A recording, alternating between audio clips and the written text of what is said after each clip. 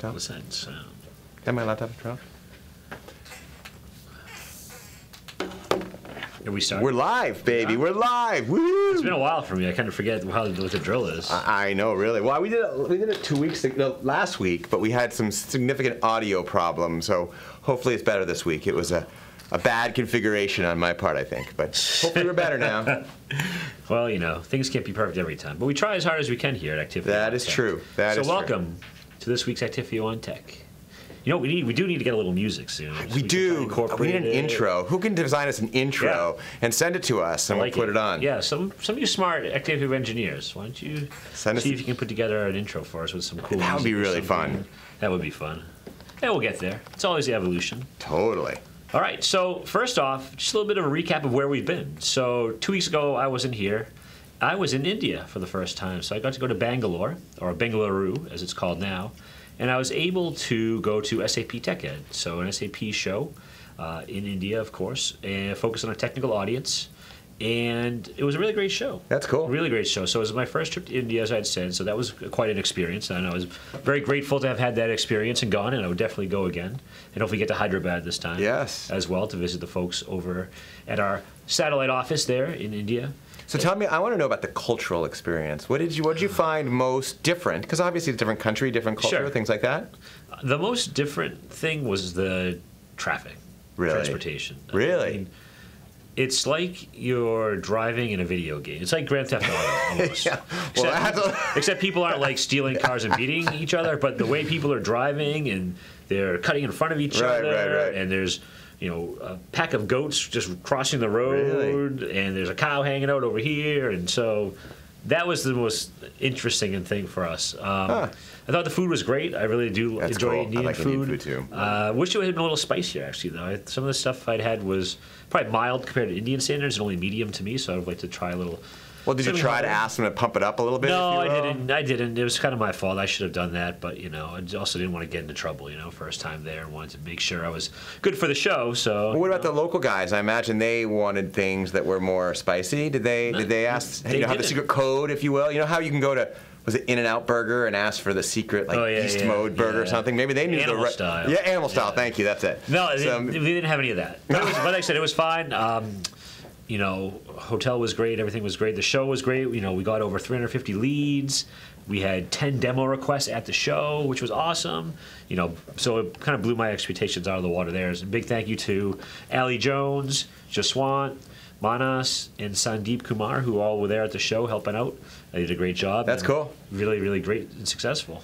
Now, I was traveling 2 weeks ago. Where were you last week? This week, in fact. This week. God, that was last week. Wait, so I traveled last week? No. Right, last week. You want to check in the audio, make sure it's okay? So, yeah, it was this week. I was in Las Vegas, and so it's the classic thing where we went to the analyst firm Gartner, their conference. It used to be called the Data Center, and now it's Infrastructure, Operations, and Cloud Summit.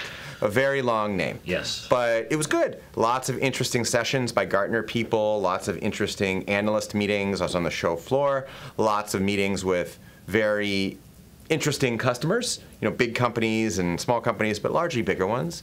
And then, of course, classic, you see a lot of people you've known because you and I have been in the industry. So we've seen a bunch of people we used to work with as well. Yeah. So it was good. It was quite successful, I would say. I didn't see anyone I'd worked with in India. Well, sure you did, but you saw some Actifians, right? Right. By the way, too, we had a breakout session at... You presented, right? Manas and I presented. It went really well. And I was surprised, too, by the types of customers there, big names as well. Yeah. All of the consulting firms like TCS and Accenture and Infosys, but also Shell Oil, Indian Oil, and a lot of SAP, there, obviously, of course. And it was great to share, the Actifio goodness and the Actifio message. Cool. So tell us about the beer we have this week, because I'm interested. Because we had a discussion upstairs about what to have. Right, so Jay picked this one out. So this is another Treehouse beer. I know, right? We love Treehouse here at On-Tech. And why wouldn't we? It is some of the best beer in the world. This beer is called Bear. And so this beer is actually a lot different from any of the styles we've had. It is an American brown ale. So we don't have our beer expert, Chris Murphy, here to tell us how it's brewed and what it's brewed. Is he on vacation? No, he was in the office yesterday. He's just ditching us. No, he had something else. He is busy. Yeah, he's got more important things than hanging out with us. He's a busy guy, you know. He's got important things to do. But Chris, we love you anyway. Yeah, exactly. But it is a brown ale, so you know it means that it's not very hoppy. It's darker colored. Right. You'll probably get notes of like caramel and toffee in this, as opposed to fruity stuff that you get in a hoppy IPA or a double IPA. Cool. Or even, and it's different from a stout as well. Stouts are probably a little heavier. This one's a little bit more, I'll say, carbonated, bubbly. Interesting. I'm excited about this. I really am. Yeah, you picked it out. So it's called Bear from Treehouse. And if you didn't know, on the bottom there's always the date and a little saying. Oh. This one says, I'm a Mr. November. It's brewed on 11/8/18. Nice. So do they have the same? The ones so every can will always have the date it was canned yeah. and the time, but they'll always have a different quote. Interesting. Now, based on that canning run. So, for example, if you had a haze from July, then you had a haze from September, the note would be different on the bottom. But if you had two hazes from July, both are the same? Exactly. Gotcha. If it's the same canning done. Yeah, if it's 2 different weeks, gotcha, no. Gotcha. But if it's the same day that it was done, then yes. Now, sometimes they get tricky, and they actually do change it up on you. Oh, interesting. Yeah, which is, I don't know what the rhyme or reason is behind that, but sometimes that happens, too. Why don't you do the rolling thing? Hey, Gio, one other thing. Mind checking the focus? I'm not sure I fully reviewed that. You're so focused. I'm so focused on... You know what? If it's out of focus, it might be a better look for us. There we go. So while I do this, why don't you start off with your first hot pick this week? Okay, so let me ask you a question. We're doing 2 each, right? Yeah, sure. Okay. So are you a fan of any of these games? Chess, shogi, I don't know what that is, or Go? No. So this is pretty cool. Was Go like Go Fish? No, Go is, I think, one of those games that you play with, like, chess, or not chess, but with the little cubes with a picture on it, like dominoes, like that, I think. I mean, I like dominoes, and I like mahjong. Right. It's kind of like mahjong, I always thought, I like but I'm those not games. sure. Sudoku, but I love that, but that's different. So here's the interesting thing. So we're all talking about, you see a lot about AI and things changing in AI. So this story is about something called Alpha Zero. Have you heard of Alpha Zero? It's from DeepMind. I've heard the term, but I don't have any idea what it is. So Alpha Zero is an improved version of the AlphaGo engine, but here's what's really cool. Basically what they did is they fed it the basic rules of chess, shogi, and Go. So you give this thing the rules.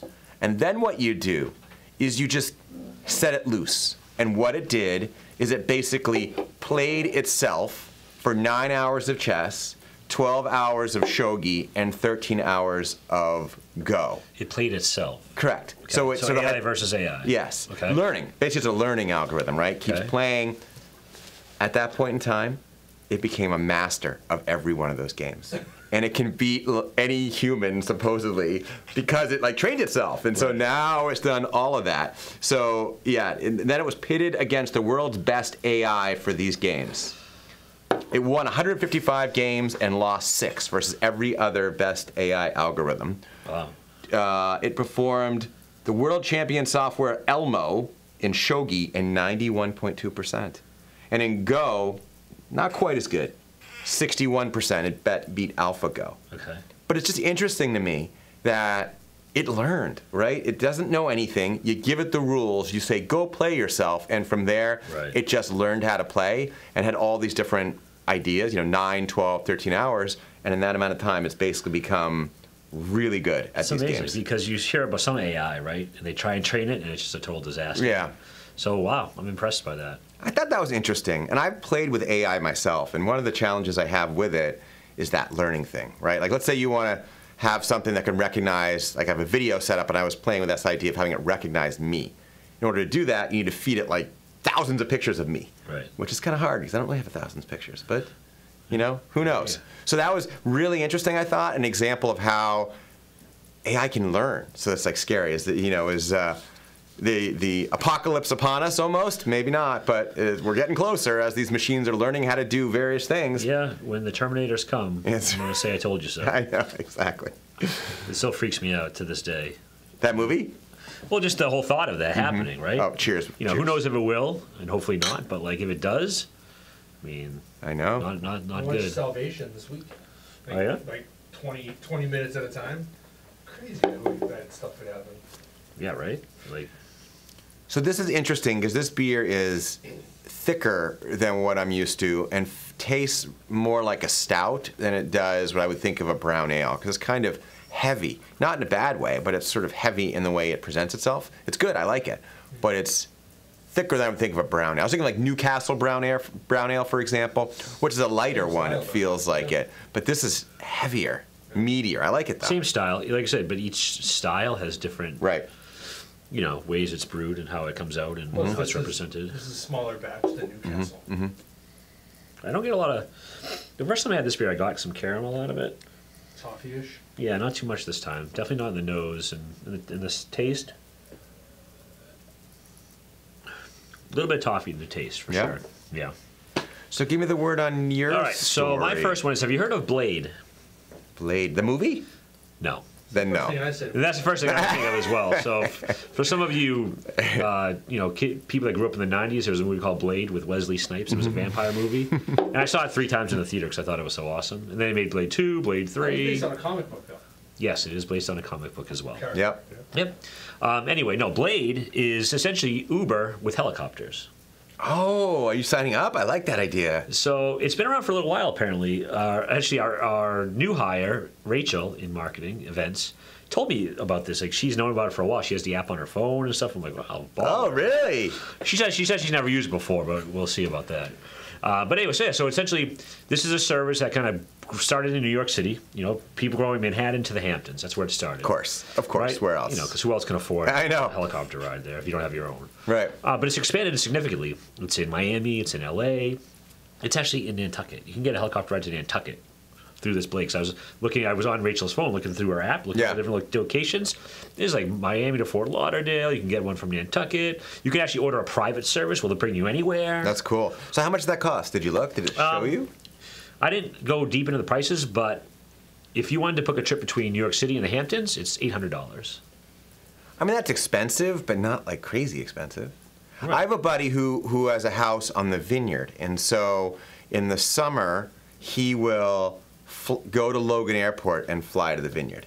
So he does it with Cape Air or whatever. Yeah, exactly. So you could probably like do that. Wouldn't that be cool? Because you might get more flexibility or whatever, but it might be more expensive. Exactly. But I don't know. That's neat though. Right. So my story this week is actually, it's expanded to all these places in the U.S. Right. They have these services now. They want to bring you to sports games, and sporting events. Oh, that'd be things cool. Like that. Like, avoid the line at the Patriots game. Land a helicopter at like the national championship for football, right? Because people will do that. Yeah, that's awesome. But it's expanding to India, and so that's why I caught my eye, because I was in India last week and saw that they're expanding to Mumbai, or Bombay, if the more familiar term, and that is the kind of the financial capital of India. Yeah. And so therefore they're opening a new service starting early next year, and essentially it will fly you from the exclusive oceanfront neighborhood, which is called Juhu, and also in Mahalakshmi, which are the two oceanfront, kind of like the Hamptons, I guess, of India. It will drive you from there to Bombay, as well as to 2 other cities, Pune, and Shirdi, which is a popular religious site. So apparently they've done so well, and they see demand at the first. Now, see, I would think they would expand to like London first, right? Right, sure. Or some other major city, but no, apparently in India there's a demand for this service. And so, like I said, they will be starting early next year. Well, I was thinking the place you might want to go, given your experience, would be the airport. Wouldn't it be nice to be able to jump around? In fact, people were telling me before my time that DEC digital equipment, used to have helicopters as part of corporate that would fly from building to building to building and to the airport. And you just go and sign up, and you can take the helicopter flight directly to the airport, which I think would be really cool. But I never experienced that myself. But I think it's kind of a neat thing. Yeah, apparently they see, and I just scrolled down a little bit more here, they see demand here because obviously I experienced this in Bangalore. The congestion on the roads is insane. It would take us an hour each day to get from the hotel to the show, the exhibition center, and it was like 15 miles away. Really? That's so extremely congested. So this will help with that. But also, apparently, there are 340,000 millionaires in India. Really? Now, millionaires meaning having over $1 million? Yes. Gotcha. Yeah. Is that enough money to be able to afford this? Yeah. Or do you need to be a multimillionaire, it would seem? Right? I don't If you have know. $1 million, do you want to spend $800 every time you want to go to wherever you want to go? I don't know. Well, Maybe it's cheaper there, though. Cause I'm sure it will be a little bit cheaper. And also, 340,000 millionaires. Sounds a like lot. I know, it's to true. me, right? It's a lot of money. And most of them are reside in, like I said, Mumbai, Yeah. because it is the financial center.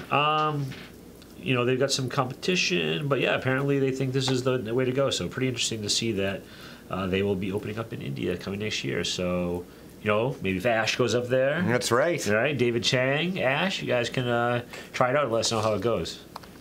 Cool. I like that. I would love to do that. Just I think it'd be fun, but still a lot of money, I think. But maybe you could. I don't know. To your point, like if you're spending hours and hours, it might be worth it. I don't know. Yeah, I think the stat right here. So, in Mumbai, New Delhi, Bangalore, and Kolkata, which are kind of the four biggest cities in India. Yeah.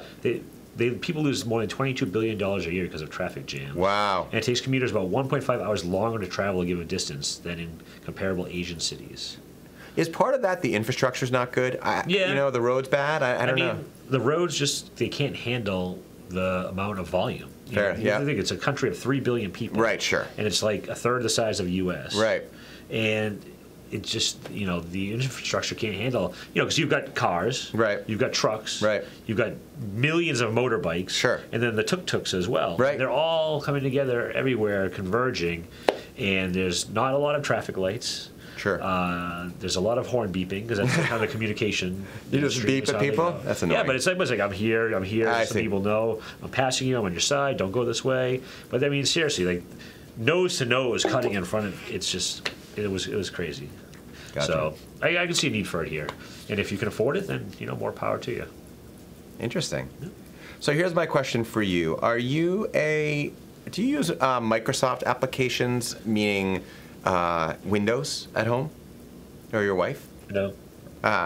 Well, you know that Microsoft has their browser, right? Their browser is the latest version is called Edge. It used to be Internet Explorer. See, I didn't even know that. It's now Edge. Internet Explorer, I knew. I didn't know Sure, Edge. of course. That was the original one. Netscape Navigator. Yeah, there you go. So the interesting thing about that is that for the longest time has been a proprietary Microsoft thing that is written by them, that's designed to be sort of more friendly with Microsoft technology. Yep. And I think what they're realizing is that the world is coming, Chrome has really taken the world by storm. I personally am a big Chrome user, even on my Mac. Same here, on my Mac and on my Pixel 2, of course. Right, and even at home on my PC, I have Edge, of course, but I also primarily use Chrome.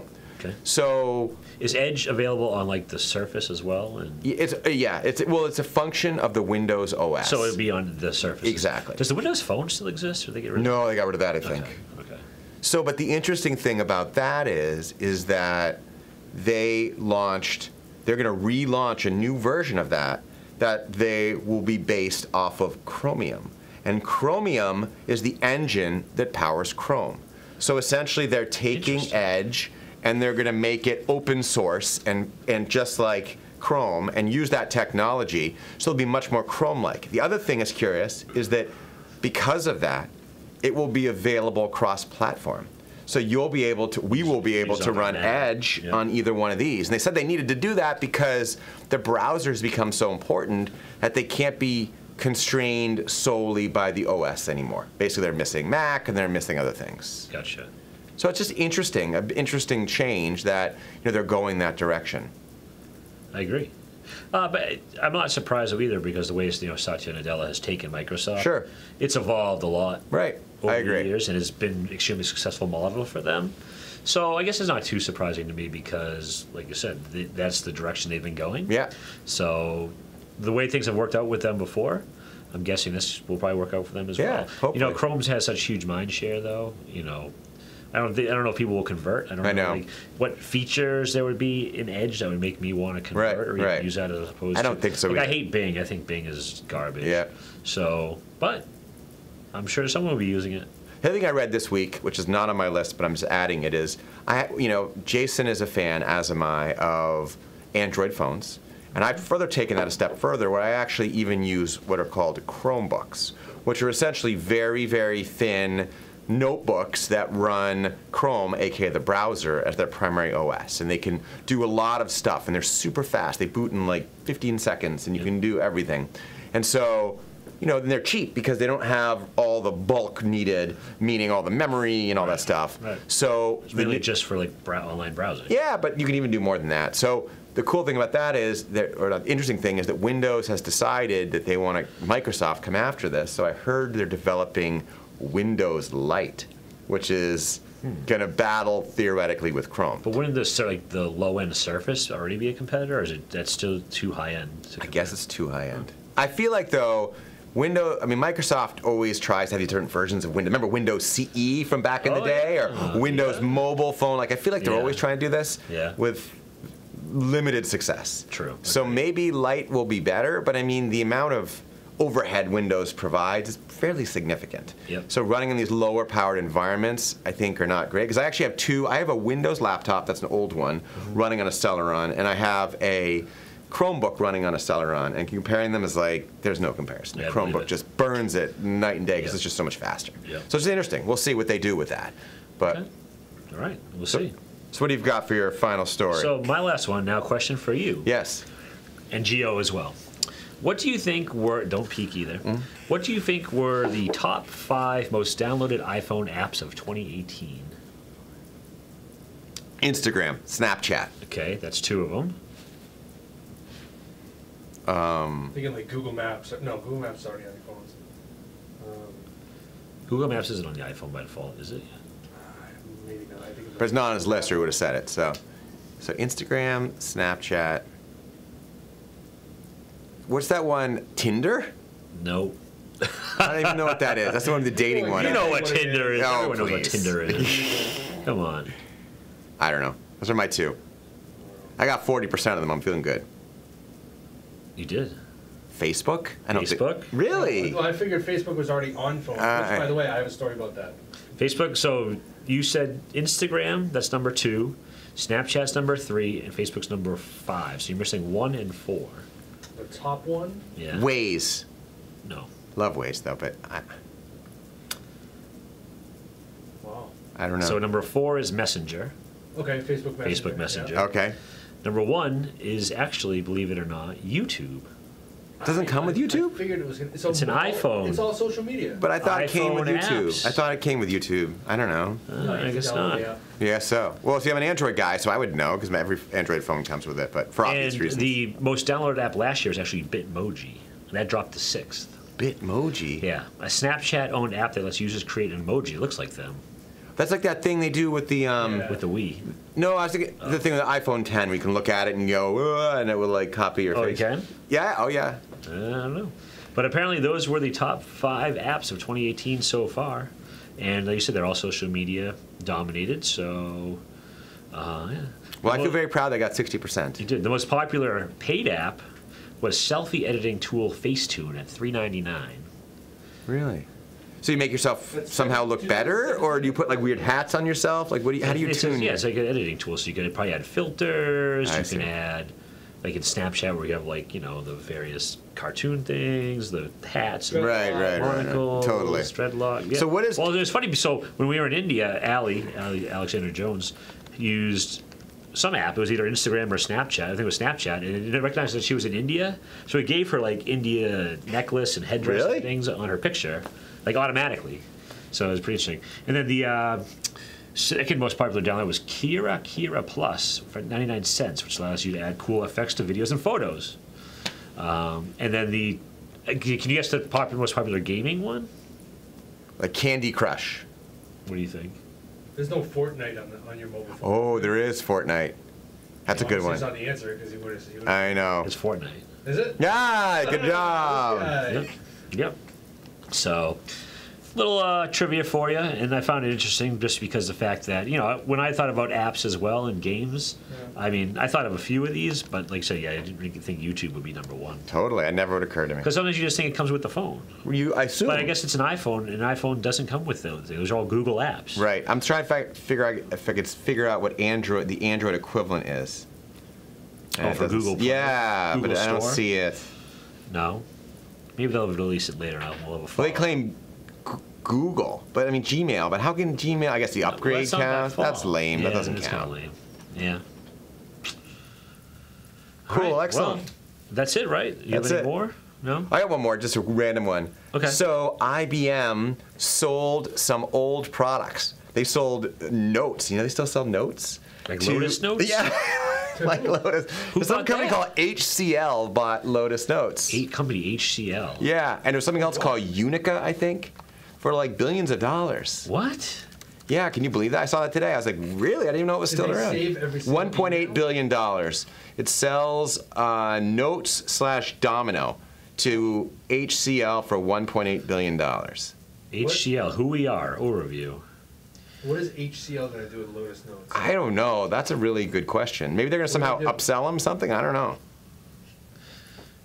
Founded in 1976 as one of India's original IT garage startups, HCL is a pioneer of modern computing with many firsts to its credit, including the introduction of the 8-bit microprocessor-based computer in 1978. Presence of various sectors, including technology, healthcare, and talent management solutions. The company generates revenues of over $8.1 billion US. So the apps that were released or sold were AppScan, I'm not sure what that is, Big Fix, which is kind of cool, secure device management, like mobile device management, Unica for marketing automation. You ever heard of that? I heard of it, I think. No. Portal, Notes and Domino, and Connections. Very I sort of feel like if I'm IBM, it's probably a good strategy. I'm not sure I need those things. Yeah, if I'm IBM, like, heck yeah, $1.8 billion. I mean, that's not a lot to them, you know, but still, it's like you can get these things are sitting on the shelf, like collecting dust. It's like, yeah, sure, take them, whatever. Oh, how much do you want it for? $2 billion? I'll give it to you for 1.8. Yeah, right. special deal. Special just for you. deal. Yeah, exactly. It's on closeout. Yeah. Yeah, right. It's on clearance. There you go. Cool. All right. So well, that was it. Yes. that's it. So today's Friday, right? Not Thursday. We're doing a little different. So have a great weekend, Tricked everyone. everyone again. Yeah, Yep. sorry, just because we were away and things were hectic. Yep. And we should be back at our regular scheduled time next week. We should be. And if not, we'll let you know. We'll do it on Friday again. Yes, exactly. So cheers, everyone. Have a great holiday. Yes. Hope everything going towards your Christmas shopping, whatever it may be. Hanukkah, if you're Hanukkah celebrating started this that week, right I think. now. Yes. Happy Hanukkah. Yes. Shalom. And you know what? Cheers to all of you out there for watching. Thank you. Thanks. Cheers.